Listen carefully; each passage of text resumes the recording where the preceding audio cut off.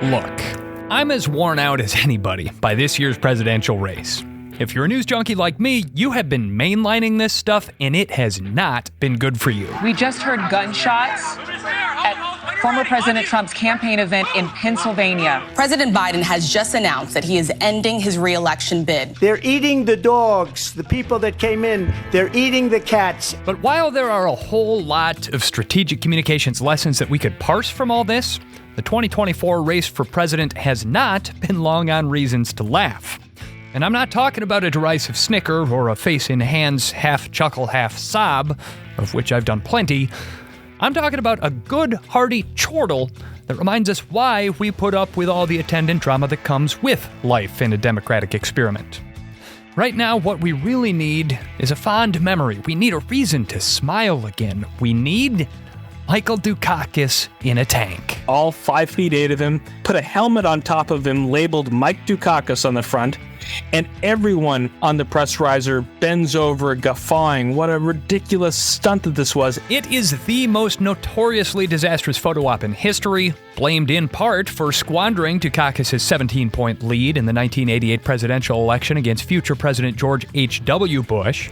And in the spirit of the upcoming election, I want to explore what led up to the catastrophe and its lasting impact on the world of public relations and marketing, with one Democrat and one Republican, both of whom worked in the White House. Josh King was a junior staffer on the campaign trail for Dukakis 88. He went on to serve as White House events director under Democratic President Bill Clinton. And Kevin Sullivan was the White House spokesman under the 43rd president, Republican George W. Bush. Together, they'll shed light on the political legend of Dukakis in a tank, offer up a glimpse behind the scenes of the Clinton and Bush administrations, and remind us of a few other times when the Republic teetered on the brink of PR calamity. I'm Dusty Weiss from PodCamp Media, and this is Lead Balloon, a podcast about important tales from the worlds of PR, marketing, and branding, told by the well-meaning communications professionals who lived them. Thank you for tuning in. After a little hiatus, we are back. Going to be bringing you some news stories about people, campaigns, and brands that you've heard of, or are going to be glad that you heard of, from some of the most interesting corners of the marketing and communication space. Whether you've been with us for all 50 of the episodes that we produced prior to this, or you're a first-timer here, please do make sure that you're following us in your podcast app of choice. Sharp-eared superfans will note that this is a remastered version of the Season 1 finale of the podcast that came out 4 whole dang years ago somehow, right after we found out that we had been picked as Adweek's 2020 Marketing Podcast of the Year. But here's the thing, we still had a lot to learn about making podcasts when this one dropped. And since this is in my top 5, maybe even top 3 favorite episodes, I have been dying to retell it the way that I always wished I had. And in fact, here is my challenge to you. At your next PR happy hour, ask folks to name their top 10 historical moments of political public relations iconography. And I promise you, at least everyone over the age of 40, and probably a whole lot of others, are going to mention Massachusetts Governor Michael Dukakis riding in that M1 battle tank. I mean, heck, I was only 3 years old in 1988, but I learned about this thing in journalism school. Easy consensus pick for the top 10 moments in iconic political imagery, and I am not alone in that assessment. Well, Dusty, I'm not sure is in the top 10. It really has to be in the conversation for the top 1. Josh King served as White House event production director for President Bill Clinton, orchestrating just about every iconic appearance that defined his 8-year term of office. Most notably for our purposes, in 1988, Josh was a young campaign staffer for Team Dukakis and parlayed his insider knowledge of the tank debacle into the basis for his book, Off Script, An Advanced Man's Guide to White House Stagecraft, Campaign Spectacle, and Political Suicide. And really, that was what made me embark on wanting to uncover a story that I was only a couple hundred miles away from when it happened on September 13th, 1988. But to really get a perspective on that ride, which might have taken 10 or 15 minutes of one politician's life and still lives with him today, I think you should probably take a little bit of a step back. Mike Dukakis was the governor of the Commonwealth of Massachusetts, had all of 2 years of military experience under him, assigned infantry duty in Massachusetts after graduating from Swarthmore, but was a terrific administrator, governor, technocrat, leading the so-called Massachusetts miracle back to health in the Commonwealth. In disciplined fashion, got the Democratic nomination in July of 1988. But he was running against a guy who had a terrific national security pedigree, Vice President George Bush, vice president for 8 years. Before that, head of the CIA, envoy to China, congressman, and himself a certified war hero, having been shot down in his Avenger aircraft over Chichijima in the Pacific Ocean, World War II. Yet, coming out of the Democratic Convention in July, Governor Dukakis was a strong front-runner in the race, polling 17 points ahead of Vice President Bush, who was seen as sort of a second fiddle character to President Reagan, somewhat aloof, and definitely an establishment candidate. The specter of the Cold War still hung heavy on hearts and minds. Dukakis' message of domestic prosperity? Well, that was a welcome breath of fresh air. However, that early polling might have prompted some complacency on Dukakis' part. In August, he spent an inordinate amount of time in his home state of Massachusetts over the objection of campaign staff who insisted that he was wasting valuable time. Meanwhile, the tireless Bush campaign machine chipped away at that lead with a coordinated strategy that played to Americans' worst tendencies. The notorious Willie Horton ads that stoked fears of violent crime and dog-whistled to racist themes, questions about Dukakis' patriotism, even though he himself had served in the army, and of course, the old chestnut that Dukakis didn't have what it would take to protect America from its foreign enemies. As accomplished as a domestic policy technocrat could be, had to prove his national security bona fides, which polls showed in the spring and summer of 1988 had Dukakis well behind Vice President Bush.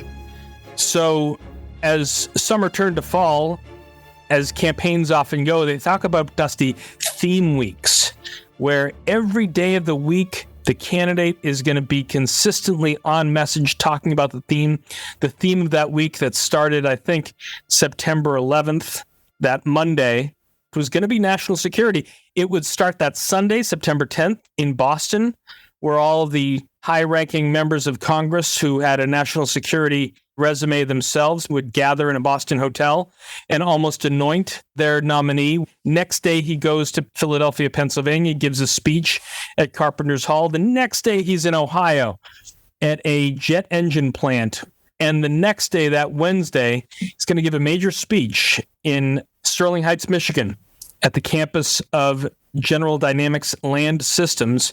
But before he does that, he's going to put through its paces the product that is manufactured at Land Systems. The M1A1 Abrams main battle tank, armed with a 120-millimeter high-velocity cannon and protected by composite armor that's as tough as 60 centimeters of pure steel. A behemoth, a deadly weapon, usually with a experienced crew of 4, and he's going to be given a demonstration ride by the head of Land Systems at the time, a guy named Gordon England, who would go on to become, I think, Deputy Secretary of Defense, Secretary of the Navy, and a terrific guy himself.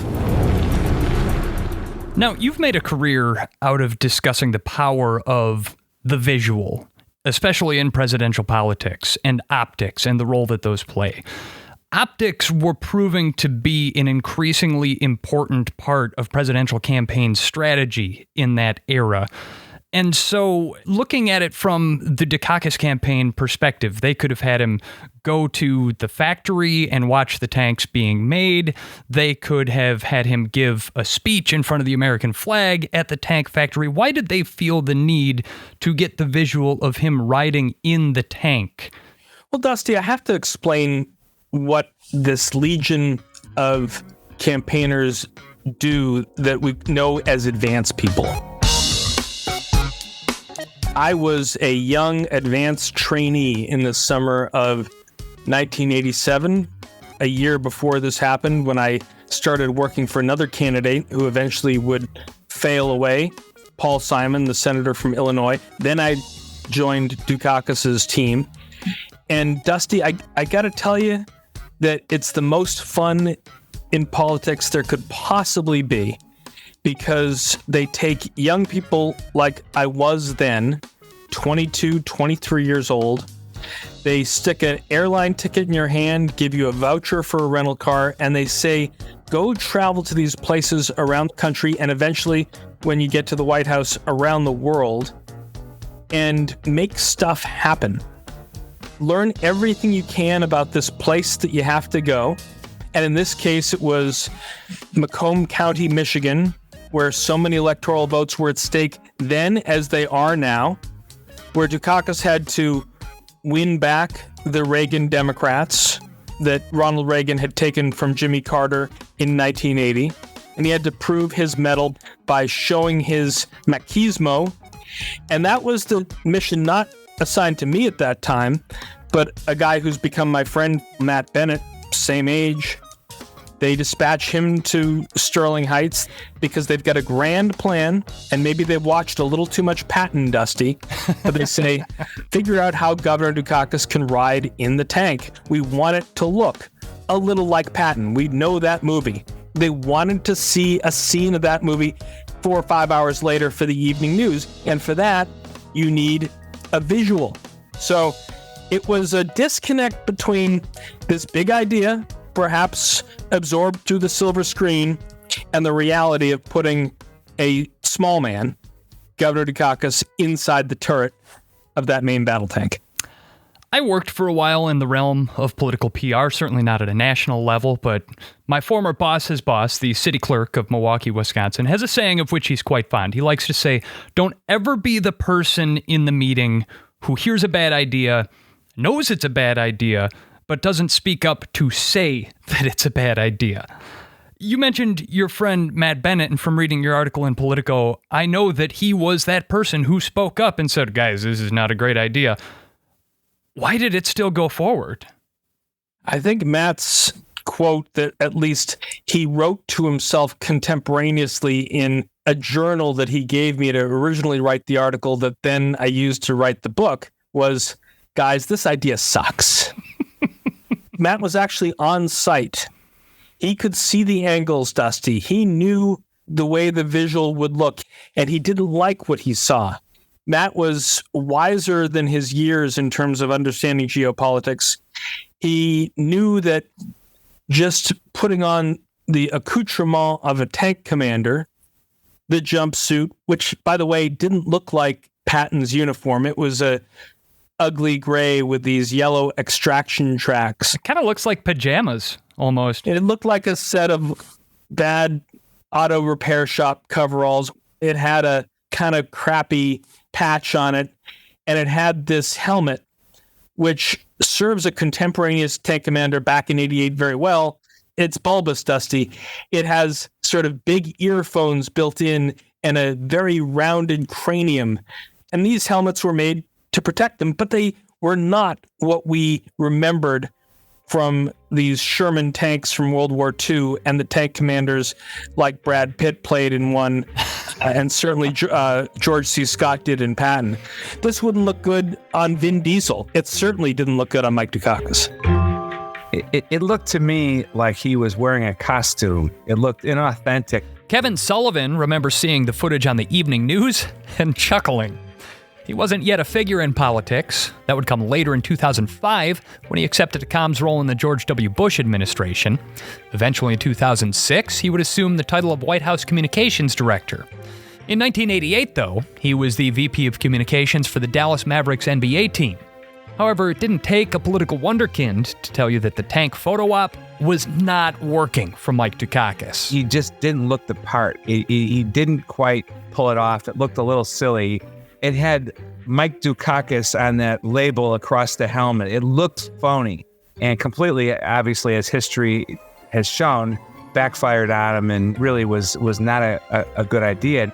There's a history with putting things on your head as a elected official or candidate that goes back to Calvin Coolidge in 1927. In August of 1927, he was on vacation in South Dakota and was actually made an honorary chief by the Lakota Sioux.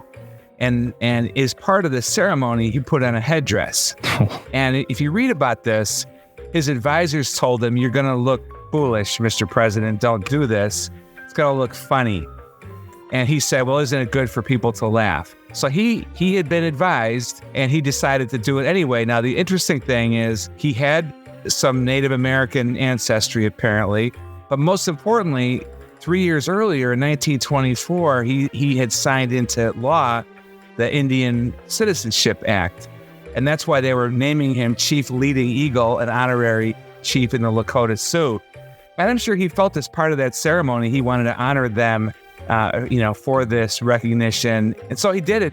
The photos of the President Coolidge event caused him a little bit of grief, but he chose not to run for another term in 1928, so we'll never know how that might have played out for him. However, the lesson had entered the zeitgeist of political convention: don't put anything on your head.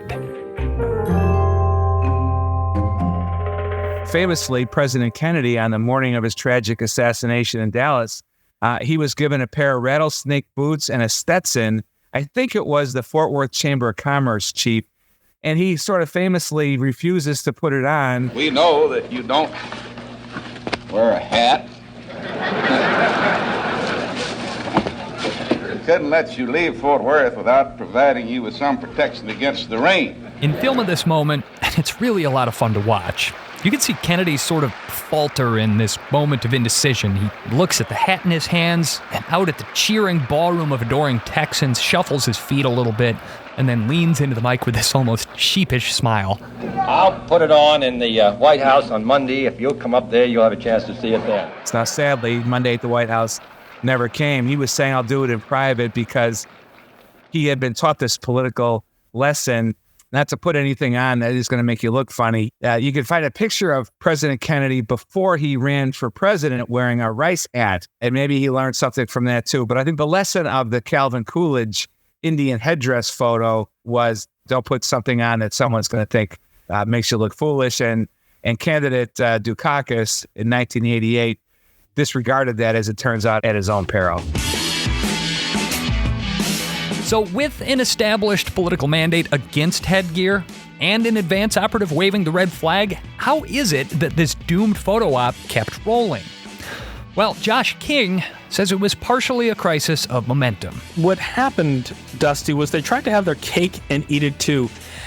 There's an expression or some maxim that goes for these young people who travel the hustings like Matt and myself, that the desk always wins. The decision of headquarters is going to prevail, despite people like Matt speaking up and saying they're not going to let Governor Dukakis take your full speed ride of the tank without a helmet on. So the answer that Boston tells him is, well, okay, we'll let him have the full speed ride, but let him come out of its hangar with the helmet off. And that's where the lenses will take a great picture of the governor, and we will feed them the image that we think will look best on him, but then the governor is going to speed up, get up to its 30 or 60 mile an hour speed and wear the helmet. So in pictures that are not part of the historical record that no one ever cared about, Governor Dukakis comes out of the hangar without wearing a helmet, looks good, then puts the helmet on, and that was the money shot. And there's a driver and a Secret Service agent down below, Gordon England, Governor Dukakis on top.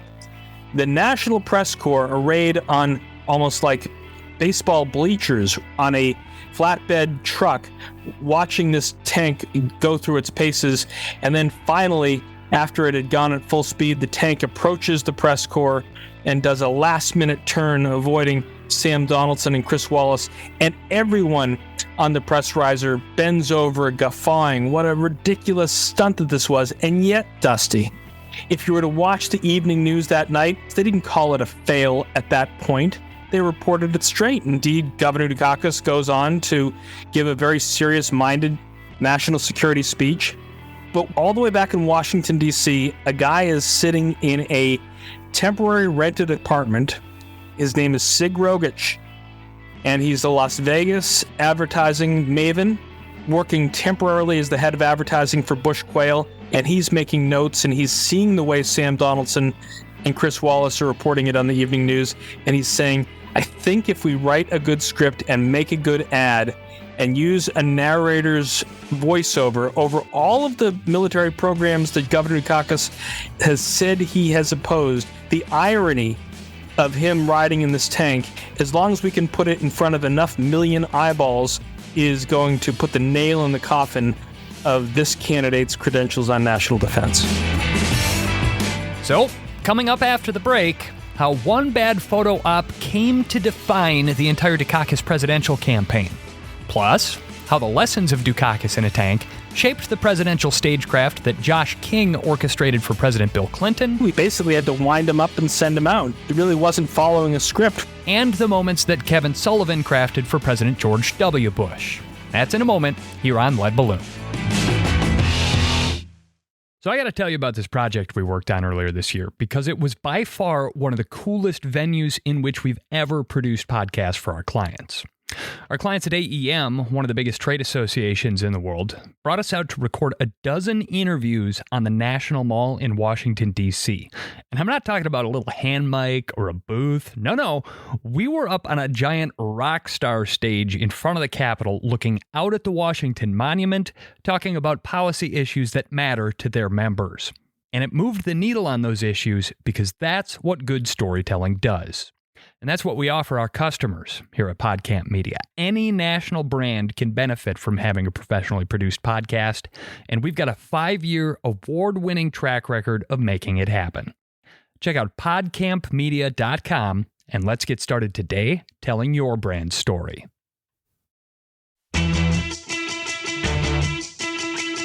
This is Lead Balloon, and I'm Dusty Weiss. The ill-fated photo op that put Massachusetts Governor Mike Dukakis in an M1A1 Maine battle tank for all the world to see, it was pretty rough. But it was 1988. Most folks didn't even own a VCR then. Had it been 2008, the moment would certainly have gone viral almost instantly. YouTube, Reddit, Facebook, Twitter, they would have had a field day. I mean, just think about the mileage that the memers got out of the Donald Trump eating the dogs and cats thing.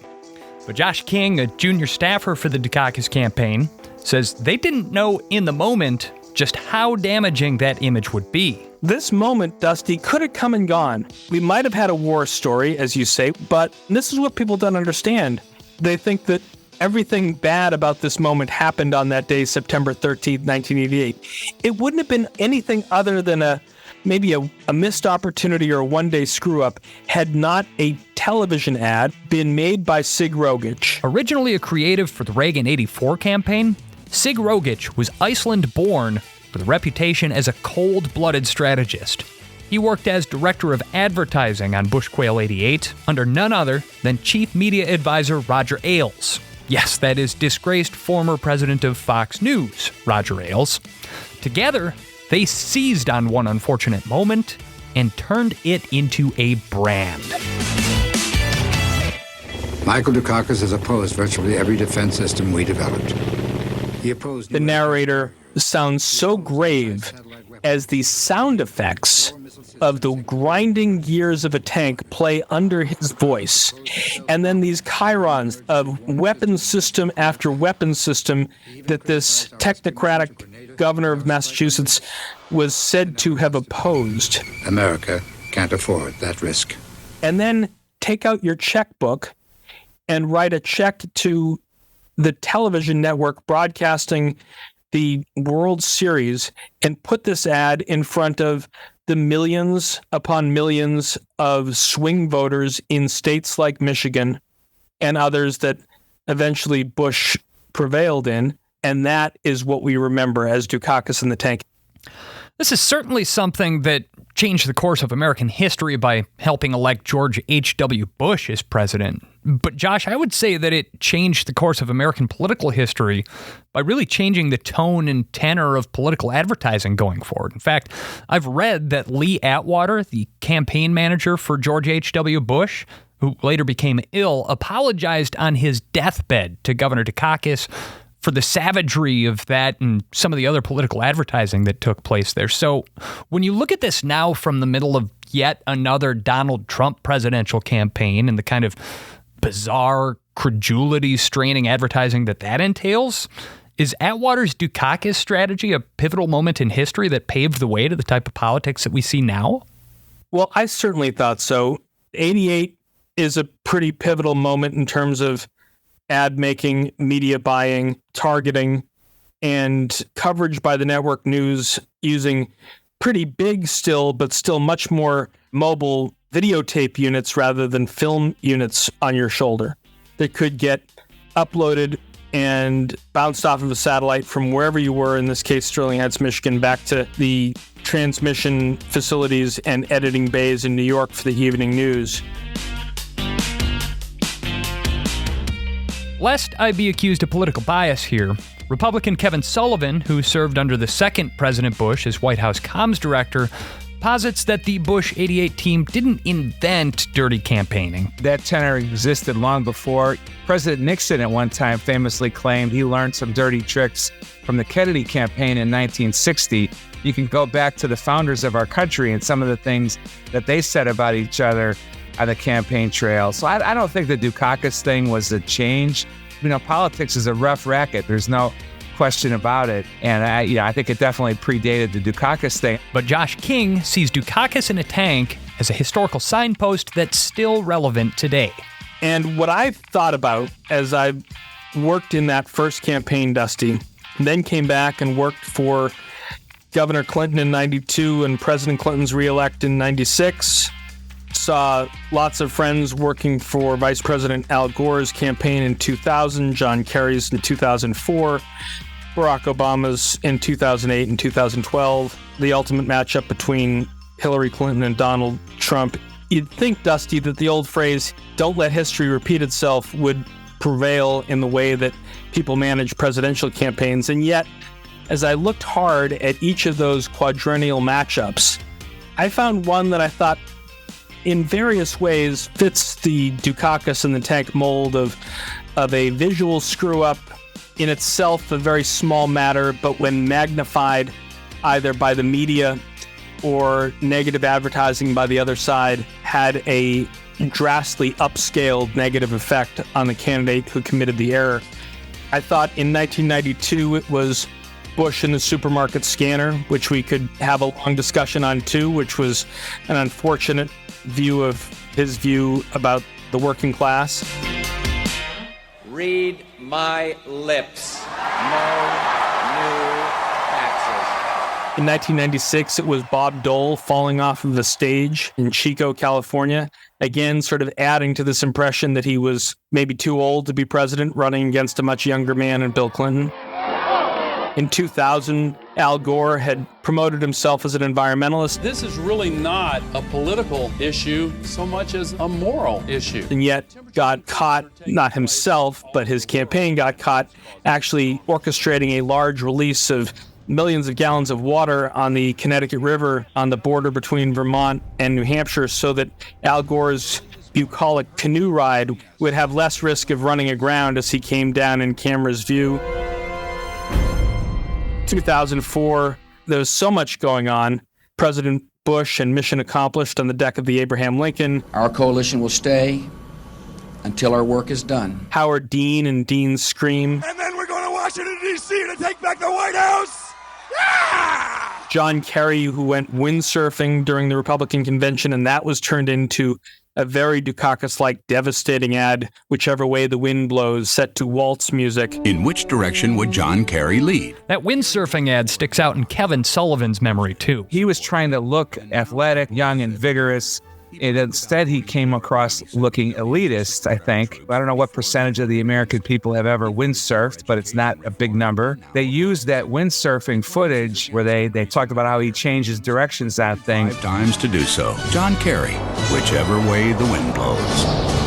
And then Mitt Romney, trying to beat President Obama 2012, goes to the Villages in Florida, which is a place where so many votes are at stake even today, and sings America the Beautiful. Oh, beautiful for spacious skies. And that is then turned around by the Obama campaign into a sort of discordant singing of the song by Governor Romney overlaid with pictures of boarded up factories and empty offices. Then it sort of came to this battle between Mr. Trump and Secretary Clinton, and Trump coming down the escalator, being very much himself. I mean, the one thing you could say about 2016 is Trump was the character Trump wanted to demonstrate. And so many of these examples leading up to 2016 that I've talked about, going all the way back to Governor Dukakis in 1988, were examples of people who were actors trying to take direction from their headquarters and from their advanced people, but ultimately not being comfortable in their skin, playing a role that they weren't perfectly at home playing. That notion of being yourself, of playing to your strengths in politics is certainly one that I've always strived to drive home during my tenure as a public relations practitioner in politics. But in that same vein, you had a front row seat for history as a junior member of the Dukakis campaign in '88, and then you went on to work for Bill Clinton when he was president as his events director, someone who was pretty much always himself, for better or worse, but he was always honest about that. Was that direction that he was taking from you and the rest of his staff, or was that also something that was just inherent in his personality? Totally inherent in his personality. The things that we would do was maybe take him to places that allowed his character to shine through in a more colorful way. But as a human being, is such an interesting cat. Young man growing up in Arkansas, his birth father dies when he's very young. The stories about his father's alcoholism are well known. And he is a master speaker and a storyteller, and had the intellectual wherewithal and heft to back up what he was saying without a script, without notes. And so the things that we might have been able to do through scheduling and advance work would be to take him to interesting places, put him against backdrops that evoked some of his policy views, and made the images of those speeches or moments all the more powerful because of where he was. But very seldom was he not doing things that were innate to him. He had that expression so many times kind of mocked, "I feel your pain." But that guy had grown up with a lot of pain in Arkansas. He really knew the plight that people were enduring, and wherever he happened to be around the country or around the world, he could empathize with that. And it was only a matter of finding those places around the country, around the world, that gave him the opportunity to meet with people, talk with people, shake their hands until all hours. That was all that we had to do. We basically had to wind him up and send him out. I've had the opportunity to meet him on several occasions, and he is always going 110%. And so, can I just say, I could stand to hear a little more of your Bill Clinton impression. That was pretty good. You've got that one nailed down. I don't have that nailed down. I have a couple phrases that we all heard so many times that it was sort of ingrained, but there's a lot of people who do it better at Bill Clinton than I do. Josh King may have served in a Democratic administration, Kevin Sullivan in a Republican White House. But Kevin says PR and marketing pros of all political stripes can take lessons from the disaster of Dukakis in a tank. We were very mindful of what the lead image would be and, carefully staged events to capture an image that, again, would reinforce and elevate your message of the day. Taking those lessons from the Dukakis campaign, were there then moments when you saw a photo op coming and had to sort of run into the line of fire and say, no, this is a bad idea. Let's not do this, please? All the time. And sometimes it worked and sometimes it didn't. I'll tell you a couple of funny ones. Like, I remember one time we were doing, I think it was a Medicare drug benefit, what would be called an OTR, off the record, where the president, without much notice, would show up at a drugstore. I think it was a CVS in Washington, D.C., and would go in and would do a photo. And there were rules because it was a drugstore. The president could not go behind the counter, which is where the controlled substances are. And of course, you look around at CVS and you're trying to pick a place to stage a photo. And, there's materials in there, products for senior citizens. And there's a magazine rack that has God knows what on it. And all kinds of things. Let your imagination run wild as to what you see in a in a drugstore. And so we had picked the most harmless backdrop we could. And yet when President Bush arrived on the scene, even though we had sort of gamed this out, he wanted to be with the people who worked there. And he went right behind the counter, even though that was not what the plan was. And what was technically even against the rules, because he wanted to pose with the women working behind the counter, talking to seniors about their drugs. And they loved it, and he loved it, and it made for a great photo. And in that moment, his instincts were much better than ours. And it really didn't matter that he had technically broken the rule about going behind the counter where the controlled substances were. It mattered that he was with people. And, images of people are always more interesting than images of things. So his political instincts, which were typically very good, paid off in a big way on that day. There were other days he liked, again, mixing with the people. I remember one, we were at it was called Wright Manufacturing in Maryland. This was in early 2008. This company manufactures equipment for landscaping. And there was a stand-up lawnmower that was a new product that they were promoting.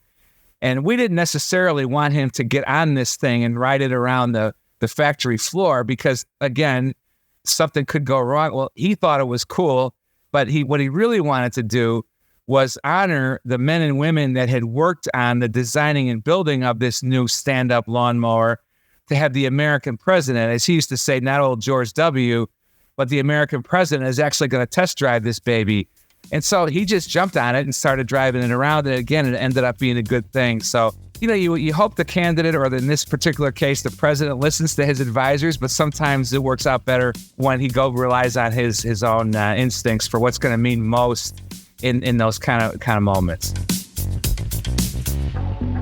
Looking back with 36 years of historical perspective, maybe we've had the takeaway message wrong this whole time. It's not about hats or helmets, because say what you want about George W. Bush or Bill Clinton as presidents, but you'll never hear anyone say that they weren't comfortable in their own skin.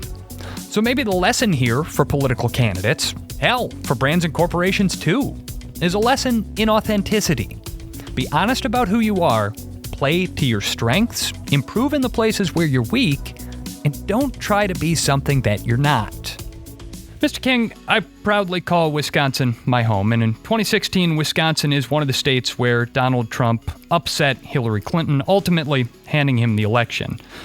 During her campaign, Hillary Clinton didn't visit Wisconsin once, the first presidential candidate in decades to have issued a visit to the Badger State, and so the political conversation has rather tediously centered on if only Hillary Clinton had visited Wisconsin, she'd have won. I think that's oversimplifying a little bit in a chicken and egg sort of way. I think that her campaign was also wont to glossing over meat and potatoes Midwestern issues in states, and that skipping the customary cheese curd sampling was symptomatic of that, not the other way around. All of which is a really long-winded way of asking you, do you really think that the tank photo op cost Dukakis the election?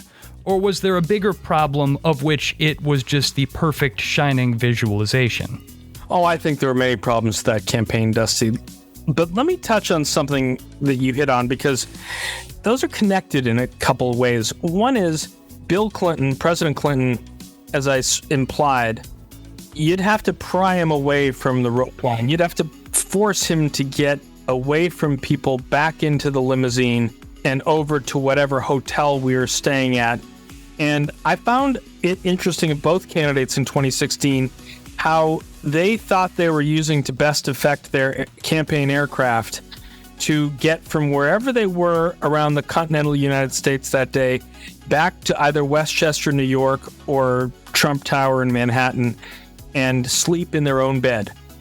And so I've thought a lot about what people talk about, didn't visit Wisconsin, didn't visit Pennsylvania enough, didn't visit Michigan enough, because, it's only a matter of telling your pilot to descend over Green Bay or over Milwaukee or over Racine, find a decent hotel, do a little bit of media, meet with some local politicians, and spend the night and begin your day the next day from really the dead center of the nation to wherever you're going. And maybe you think you have that state locked up, or maybe you think it's out of reach, but I don't think anything's ever lost when you go meet the folks in a different part of the country.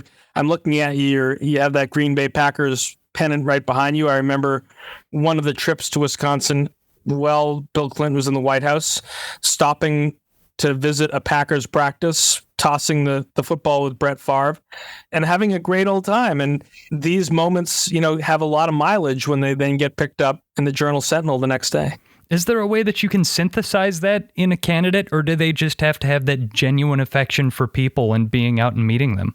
I mean, you have to love it, Dusty. You have to think that this is a once in a lifetime privilege to be your party's nominee, to have enough money to afford a 757 lease for 90 days, that you can take anywhere you want. And you have to say, look, you got to leave it all out on the field.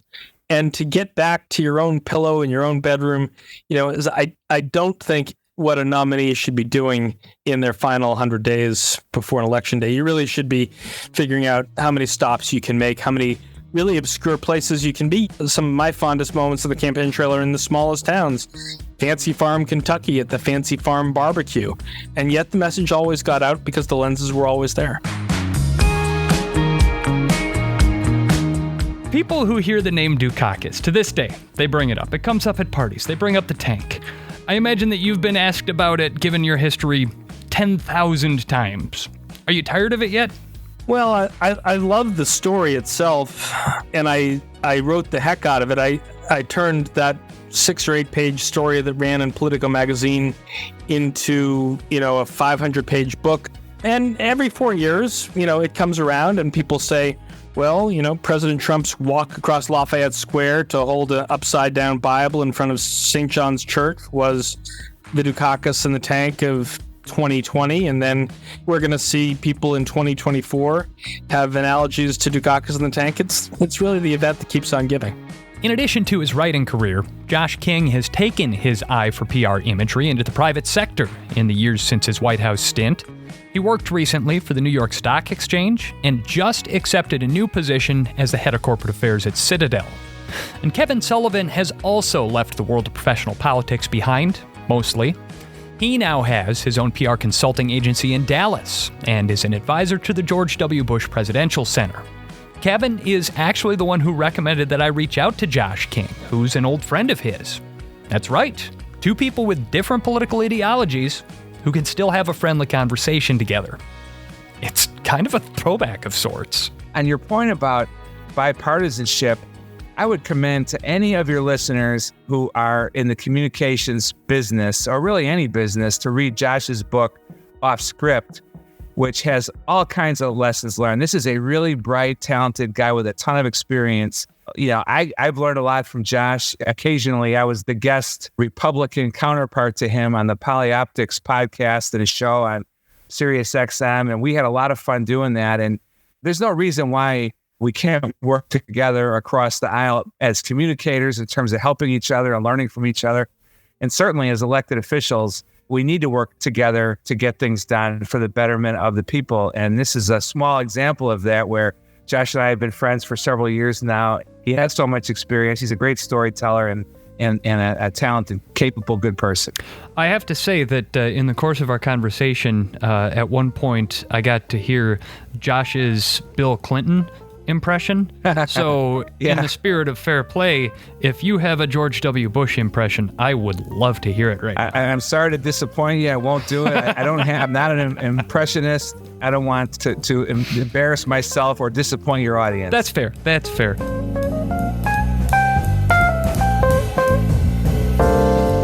Another thing that you won't find either of these gentlemen doing today is making political predictions. Josh King says as much as the media try to portray a horse race when they interpret polling data, it's as much a fool's errand today as it was 36 years ago. We won't really know until we know the outcome of Election Day, which was the same as it was in 1988. I was a young man flying all over the country with a couple days' notice to put on yet another political show in a different part of the country. You would think he'd be dead and buried, and yet there we were in Portland, Oregon, with a week or 2 left, and we saw this guy actually have the kind of fire in his belly that we hadn't seen him have all year, and we thought, hey, maybe he can pull a rabbit out of the hat. And I think we flew back to Boston from a last-minute midnight rally at Detroit Metropolitan Airport, got in the governor's campaign plane, landed at Logan Airport in the wee hours of Election Day. Was probably wearing the same clothes I'd worn for 3 days. I managed to make it to the polling place, cast my ballot, and then, went to sleep until the votes came in. And the votes came in certainly signaling defeat for Governor Dukakis. But we were sort of kind of hopeful, even in those last dying days, that miracles could happen. And so who knows where things are going to turn out this year. Certainly. Well, it has been delightful to talk about a presidential campaign that doesn't have seemingly immediate and apocalyptic ramifications at every turn. Your expertise and your knack for storytelling are very much appreciated. Josh King, former event production director for President Bill Clinton, author of Off Script, thanks for joining us on the Lead Balloon Podcast. Thanks so much, Dusty.